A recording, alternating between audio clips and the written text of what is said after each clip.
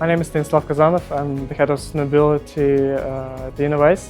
I've been working in that particular area for more than 2 years as of now, and my background lays to the data engineering and software development. Probably due to this experience, I see sustainability, first of all, it's a data challenge.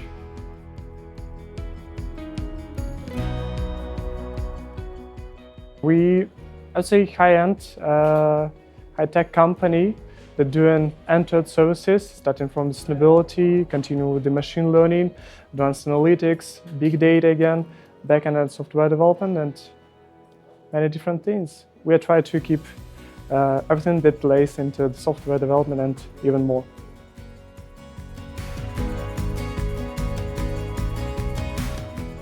I was talking a lot about digital intelligence approach within the section of sustainability and pharma industry and manufacturer specifically.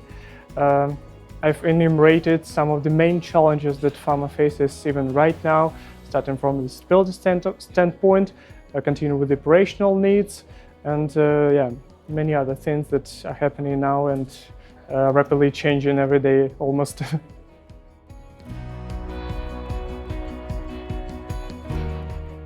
For me, the game changers are digital twin and AI.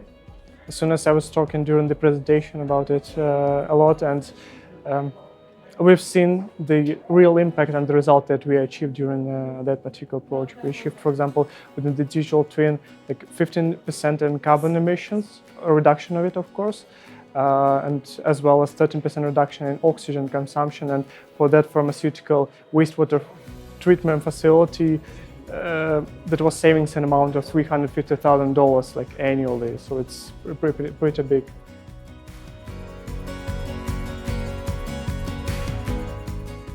I think that our digital intelligence approach, our roles, cover all the needs that pharmaceutical industry and pharmaceutical manufacturer could potentially have. So for data acquisition, we deploy IoT sensors at edge computing across the facility to capture thousands of critical data points every second.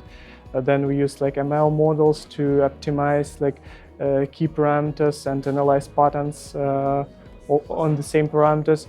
And as soon as mentioned digital twin, it's really like evolving technology that help us to simulate process and make optimization of scenarios with confidence before making actual changes in the production system. And of course, then we bring it to ABI dashboards, and those give our decision makers clarity they need to act quickly and of course effectively.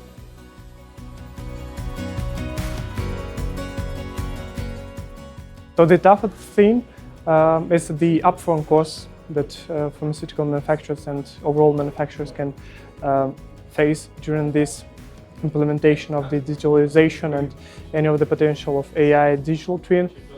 And the solution is just to start from small steps. Like we could create for them like a small POC that will show real results, like the same like reduction in oxygen consumption, in energy consumption, any other key parameters that pharmaceutical manufacturers can face.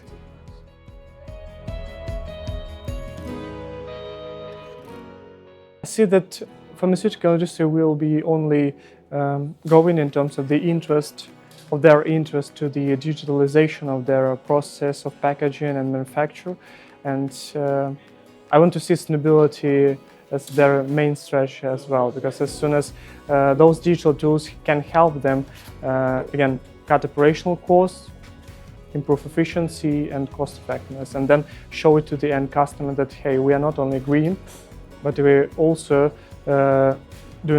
reducing our real impact that we've done during our production cycle.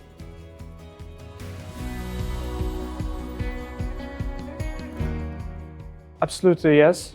And for me, PHARMAP 2025 is all about innovation and knowledge sharing. And as industry leaders that I've seen here, they're facing one of the most pressing challenges as of today, like balancing increasingly strict environmental regulations with the need to maintain profitability. And that's the place where we come and help manufacturers, pharmaceutical manufacturers, to reduce their environmental footprint and boost profitability.